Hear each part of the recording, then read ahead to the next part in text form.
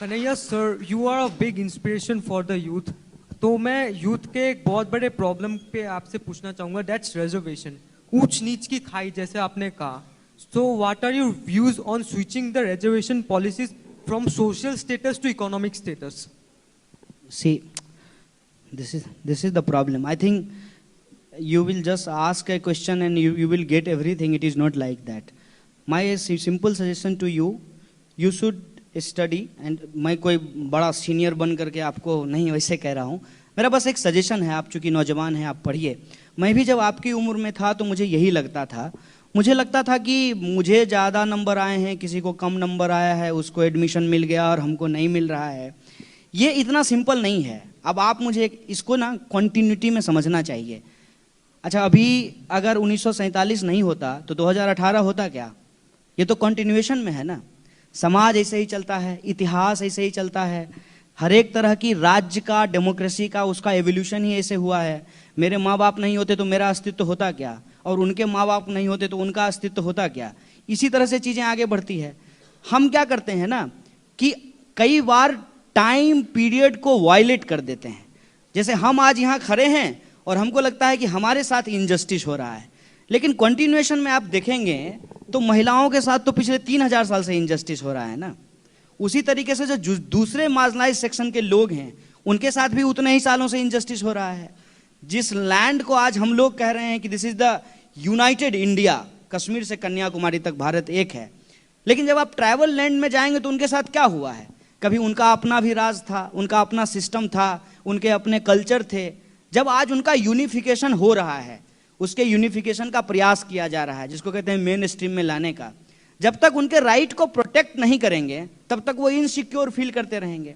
और जब insecure feel करते रहेंगे, कोई एक कम्युनिटी अगर डिस्पैरिटी के चलते बहुत सारा प्रॉब्लम झेल रही है तो उसको ये हमेशा फीलिंग रहेगा कि इस देश में हमारे लिए कोई स्पेस नहीं है, तो वो उस देश के निर्माण में अपना कंट्रीब्यूशन उस तरीके से नहीं कर पाएंगे।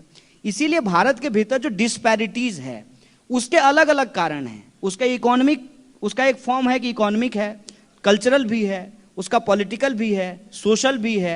तो ये जो अलग अलग फॉर्म है, जिस रिजर्वेशन की आप बात कर रहे हैं उसमें साफ साफ कहा गया है कि सोशली और एजुकेशनली जो बैकवर्ड लोग हैं उनको विशेष अवसर की जरूरत है। उसको एफर्मेटिव एक्शन बोलते हैं अंग्रेजी में।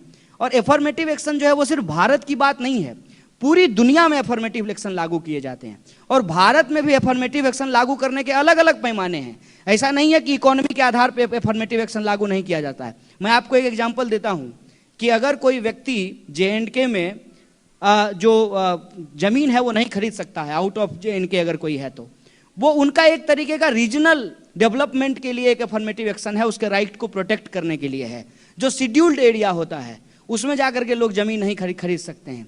इसमें तो जो है सोशल, पॉलिटिकल, कल्चरल, हिस्टोरिकल सारी चीज़ों को शामिल किया गया है।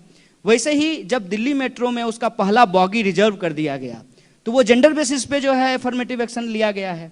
पर्सन विद डिसेबिलिटी के लिए जब 5% सीट रिजर्व किया जाता है तो वो फिजिकल बेसिस पे किया गया है। तो इस देश में इकोनॉमिक बेसिस पे भी अफर्मेटिव एक्शन है। और वो अफर्मेटिव एक्शन क्या है कि जब ये लाल कार्ड और पीला कार्ड बनता है और 15 किलो और 20 किलो जो अनाज दिया जाता है, that is also a form of affirmative action. लेकिन रिजर्वेशन को लेकर के ये जो डिटेल्ड ओपिनियन है इसके बारे में हमको जानकारी नहीं दी जाती है। सिर्फ उसका एक हिस्सा बताया जाता है जो हमारे सेंटीमेंट को हर्ट कर सके, जो हमारे सेंटीमेंट को छू सके और उस बेसिस पे हमको पोलराइज कर सके। जैसे मैंने देखा है, for this is the last example, कि अगला बॉगी जो है दिल्ली मेट्रो का वो वुमेन के लिए रिजर्व है। इसके साथ साथ हर बॉगी में पहला जो 2 सीट है वो भी वुमेन के लिए रिजर्व है। एक बार क्या हुआ कि एक हट्टा कट्टा नौजवान, मैं हट्टा कट्टा नहीं हूं लेकिन नौजवान हूं, मेरे सामने वो बैठा हुआ था और एक महिला आई और बोली कि आप सीट छोड़िए, ये जो है महिलाओं के लिए रिजर्व है। तो उसने क्या कहा, दे तो दिया है पहला वाला बॉगी, वहां जाके बैठो, यहां क्या कर रही हो। इसका ये मतलब थोड़ी है कि एक बॉगी जो है वो महिला के लिए रिजर्व किया गया है और बाकी जो है 7 बॉगी जो है वो पुरुषों के लिए रिजर्व कर दिया गया है। ऐसा तो नहीं है। ये चीजें जब धीरे धीरे बदलने लगेगी, जो रिजर्व कैटेगरी के लोग हैं वो जब अनरिजर्व कैटेगरी में आना शुरू कर देंगे, रिजर्वेशन अपने आप समाप्त हो जाएगा। जब तक डिस्पैरिटी सोसाइटी में रहेगी चाहे वो कास्ट के बेसिस पे हो, चाहे वो कलर के बेसिस पे हो, चाहे वो जेंडर के बेसिस पे हो, चाहे रीजनल डिस्पैरिटीज हो। इसको खत्म करने के लिए हमको एफर्मेटिव एक्शन यूज करना पड़ेगा। अगर हम एफर्मेटिव एक्शन यूज नहीं करेंगे तो हम सोसाइटी को इंटीग्रेट करके नहीं रख सकते हैं। This is our necessity, this is our need that we have to follow. Just 1 second.